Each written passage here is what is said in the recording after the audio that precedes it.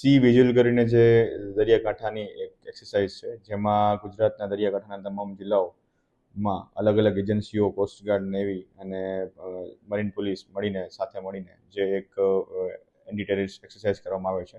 તેના ભાગરૂપે જામનગરના કોસ્ટલ એરિયાના પોલીસ સ્ટેશન તેમજ એલસીબી, એસઓજી, બેડી મરીન, પંચ એ, જોડિયા, સિક્કા આ તમામ પોલીસ સ્ટેશનો દ્વારા અલગ અલગ ટીમો બનાવી રિસ્પેક્ટેડ એસપી સરના સુપરવિઝન હેઠળ આ તમામ ટીમો દ્વારા જેટલા પણ આપણા બંદરો છે, જેટીઓ છે અને આપણા લેન્ડિંગ પોઈન્ટ્સ છે, આ તમામ જગ્યાએ રાઉન્ડ ધ ક્લોક ડિપ્લોયમેન્ટ રાખી અને ચેકપોસ્ટો કાર્યરત કરી અને જેટલા પણ શંકાસ્પદ વ્યક્તિઓ અથવા તો વાહનો મળી ડિપ્લોયમેન્ટ રાખી અને ચેકપોસ્ટો કાર્યરત કરી અને જેટલા પણ શંકાસ્પદ વ્યક્તિઓ અથવા તો વાહનો મળી આવે એ તમામની ચેકિંગ હાથ ધરવામાં આવેલ હતું.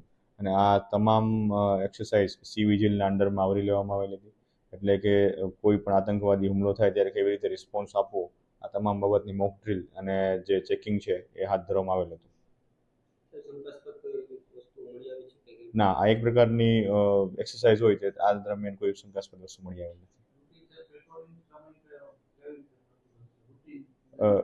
રૂટીનમાં જે મરીન પોલીસ સ્ટેશન છે એમના બોટો દ્વારા દરિયા વિસ્તારમાં તેમજ જે કાંઠા વિસ્તાર છે તેમાં આપણું જોડિયા પોલીસ સ્ટેશન છે, પંચ પોલીસ સ્ટેશન છે, બેડી મરીન પોલીસ સ્ટેશન છે, સિક્કા પોલીસ સ્ટેશન છે, આ મેઘપર પડાણા છે. આ તમામ પોલીસ સ્ટેશન દ્વારા તેમના જેટલા પણ કાંઠા વિસ્તાર લાગુ પડે છે એ તમામમાં રિસ્પેક્ટિવ જગ્યાએથી પોલીસના ડિપ્લોયમેન્ટ દ્વારા કોઈ વખત ઊંટ કેમલ પેટ્રોલિંગ પણ કરવામાં આવતું હોય છે.